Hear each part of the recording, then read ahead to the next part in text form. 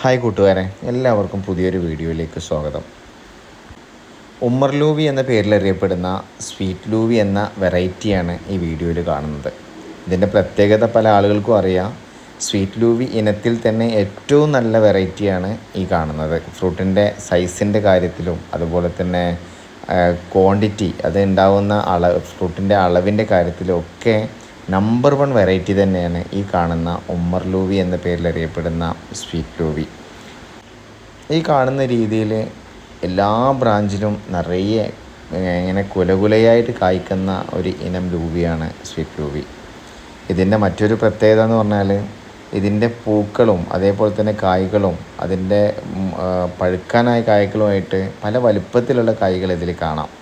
എല്ലാ സമയത്തും കായ്കൾ കിട്ടും എന്നുള്ളതാണ് ഇതിൻ്റെ പ്രത്യേകത. ഇപ്പോൾ ഇതിൽ വലിയ ഫ്രൂട്ട് ഇങ്ങനെ ആയി നിൽക്കുന്ന സമയത്ത് തന്നെ ചില ബ്രാഞ്ചിൽ ഇതിൻ്റെ പൂക്കളൊക്കെ ഉണ്ടായി വരുന്നുണ്ട്. ചിലത് പൂക്കൾ വിരിഞ്ഞിട്ട് ചെറിയ ഫ്രൂട്ടുകളായി വരുന്നുണ്ട്.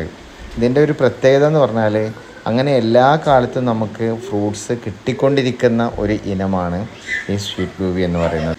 ഇത് പഴുത്താൽ ഒരു രക്ഷയില്ല, പ്ലംസിനെ വെല്ലുന്ന ടേസ്റ്റാണ് സ്വീറ്റ് ലൂബിക്കുള്ളത് എന്ന് എല്ലാവർക്കും അറിയാം.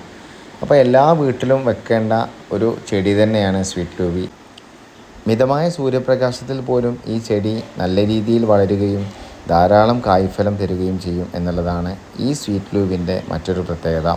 അതുമാത്രമല്ല, സ്ഥലപരിമിതിയുള്ള ആളുകൾക്ക് വളരെ കുറഞ്ഞ സ്ഥലത്ത് ഒരു കുറ്റിച്ചെടി പോലെ നമുക്ക് ഇത് വളർത്തിയെടുത്താൽ തന്നെ ധാരാളം ഫ്രൂട്ട്സ് നമുക്കതിൽ നിന്ന് ലഭിക്കും.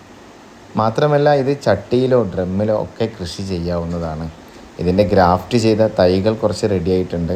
ആവശ്യക്കാർ കോൺടാക്റ്റ് ചെയ്യാൻ നമ്പർ കൊടുത്തിട്ടുണ്ട്. അവർക്ക് കൊറിയർ മുഖേനയോ അല്ലെങ്കിൽ ഹൈവേ ഡെലിവറി വഴിയോ നമുക്ക് തൈകൾ എത്തിച്ചു തരാൻ സാധിക്കും.